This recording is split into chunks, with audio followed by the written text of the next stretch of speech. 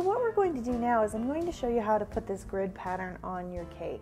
Now this is very similar to doing quilting or any sort of other scribing that you've done on previous projects. So what we're going to do is we're going to measure, starting at the bottom, we're going to measure,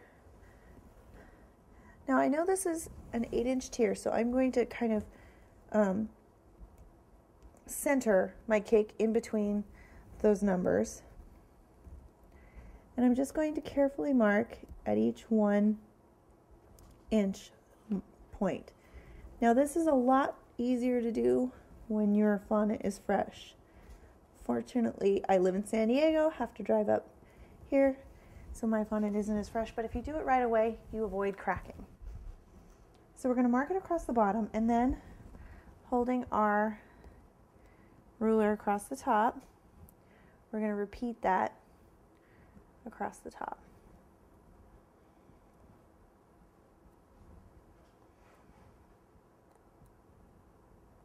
Now you can do this before or after you've stacked your cakes. I have already stacked mine, so I'm showing you how to do it after. But if it's easier for you to go ahead and do all your scribing first and then stack your cakes, by all means do it that way. So for the top, all I'm going to do is I'm going to match up this mark with the mark on the above tier using that straight edge.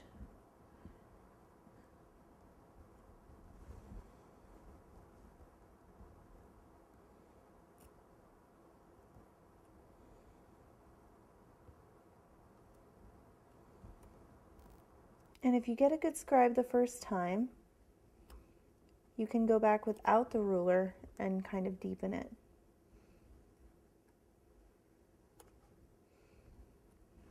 Okay. Now we're going to go ahead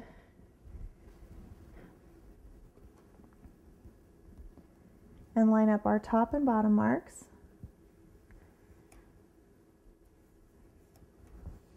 And scribe our lines.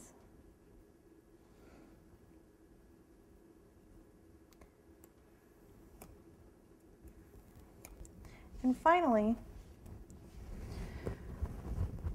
we're going to measure on our sides. Now I've already done this other side, so I'm just going to make sure that I line up with the side that's already done.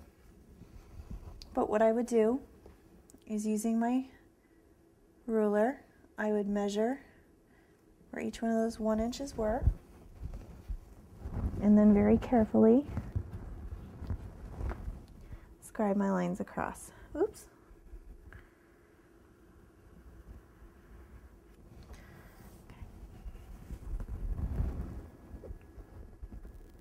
And for our final line, we're going to go ahead and mark that top corner just to really give it some definition.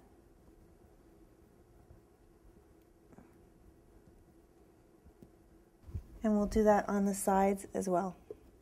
And you can either use your ruler or just use the corner of your cake as your guide. Whatever you feel the most comfortable with.